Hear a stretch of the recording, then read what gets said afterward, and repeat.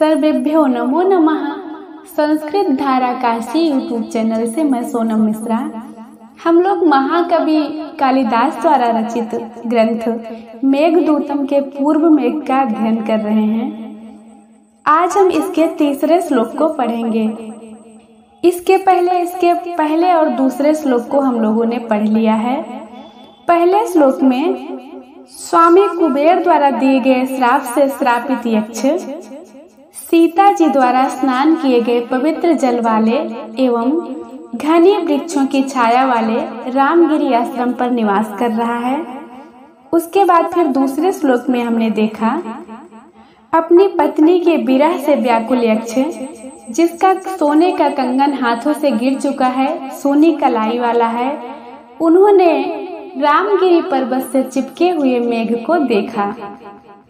उस मेघ के देखने के बाद यक्ष के हृदय में किस प्रकार की व्याकुलता हुई, उसी का वर्णन इस श्लोक में किया गया है। तो आइए देखते हैं पूर्व मेघ का तीसरा श्लोक। तो आइए पहले इस श्लोक का हम छंदानुसार वाचन करते हैं, उसके बाद फिर इसके अर्थ को देखेंगे। श्लोक है तस्य स्थित्वा कथमपि पुरः कौतुकाधान हेतो अंतर्वास्पश्चिरमनुचरो राजराजस्य दध्यौ मेघालोके भवति सुखिनो प्यन्यथा वृत्तिचेतः कंठश्लेष प्रणयिनी जने किं पुनर्दूरसंस्थे कंठश्लेष प्रणयिनी जने किं पुनर्दूरसंस्थे।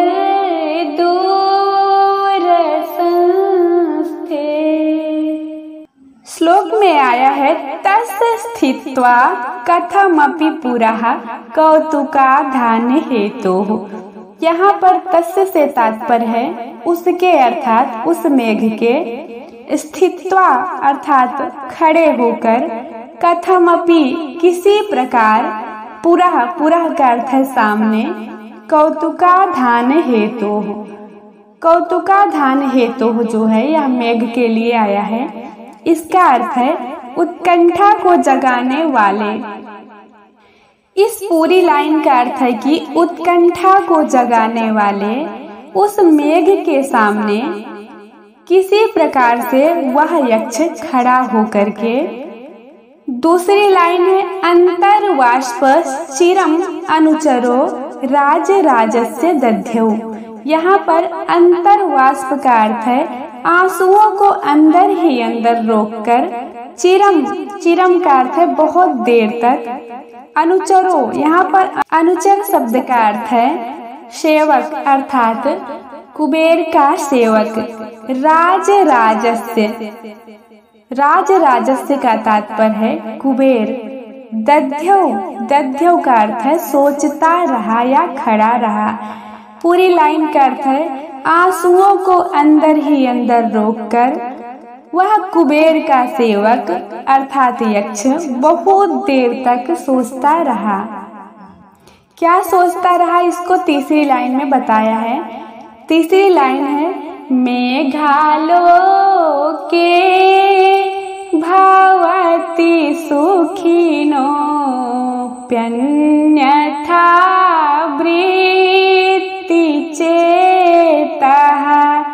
मेघ आलोके अर्थात मेघ को देख करके, भवति होता है, सुखिनो अपि अन्यथा वृत्ति चेतः अर्थात सुखी व्यक्ति भी विकार युक्त हो जाता है। चेता का अर्थ यहाँ है हृदय।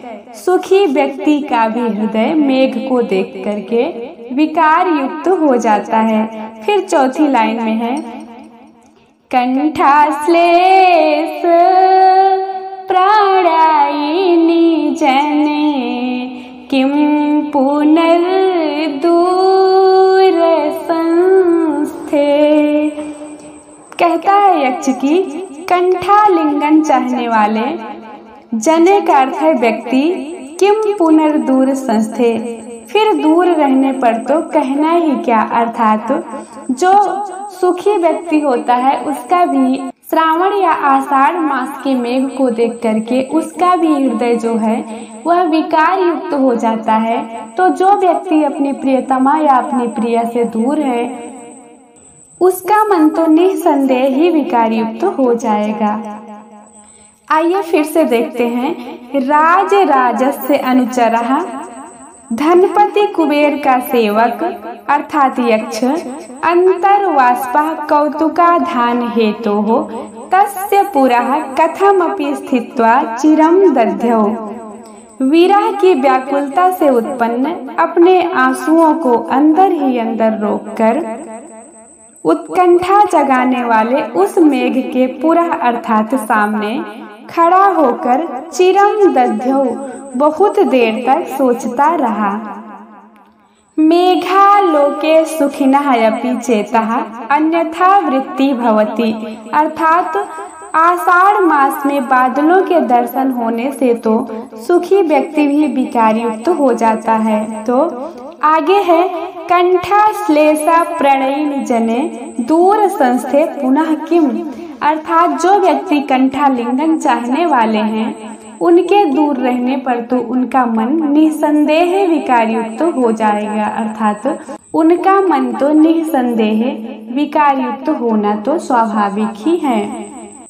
तो आइए अब हम इसके व्याकरणिक टिप्पणी को देखते हैं। जैसे श्लोक में आया है कथमपि, कथमपि शब्द का अर्थ है किसी प्रकार और यह एक अव्यय शब्द है। उसके बाद फिर आया है पुरा, पूरा शब्द का अर्थ है सामने, यह भी एक अव्यय शब्द है। उसके बाद फिर आया है कौतुकाधान हेतोः, कौतुकाधान हेतोः यह जो है मेघ के लिए आया हुआ शब्द है, इसमें षष्ठी तत्पुरुष समास है। फिर आया है अंतर्वाष्पः, अंतर्वाष्पः शब्द का अर्थ है जिसने आंखों के अंदर ही आंसू रोक लिए हैं, अर्थात अंतः वाष्पम यस्य सः। यहाँ पर अंतर्वाष्पः शब्द में बहुब्रीहि समास है। फिर आया है अनुचर शब्द, अनुचर शब्द का अर्थ है सेवक, यह अनु उपसर्ग पूर्वक चर और टा से मिलकर के बना है। फिर आया है राज राजः, तेषां राजा राज राजः, अर्थात राज राजः में षष्ठी तत्पुरुष समास है और राज राजस्य में षष्ठी विभक्ति है। फिर आया है दध्यौ शब्द, दध्यौ शब्द में ध्यय धातु है तथा यह लिट लकार प्रथम पुरुष एक वचन का रूप है। उसके बाद फिर आया है मेघालोके, मेघालोके में सप्तमी विभक्ति एक वचन है और इसमें षष्ठी तत्पुरुष समास है। और फिर है आलोकः शब्द, आलोकः शब्द जो है यहाँ आ उपसर्ग पूर्वक लोक और घय प्रत्यय से मिलकर के बना है। उसके बाद फिर है सुखिनः, सुखिनः शब्द जो है वह सुख और इन प्रत्यय से मिलकर के बना है। फिर आया है अन्यथा वृत्ति, अन्यथा वृत्ति में बहुब्रीहि समास है। यह अन्यथा वृत्ति शब्द जो है वह श्लोक में आए हुए चेता शब्द का विशेषण है। उसके बाद फिर है कंठाश्लेष प्रणयिन, कंठाश्लेष प्रणयिन में बहुब्रीहि समास है, यह जने शब्द का विशेषण है।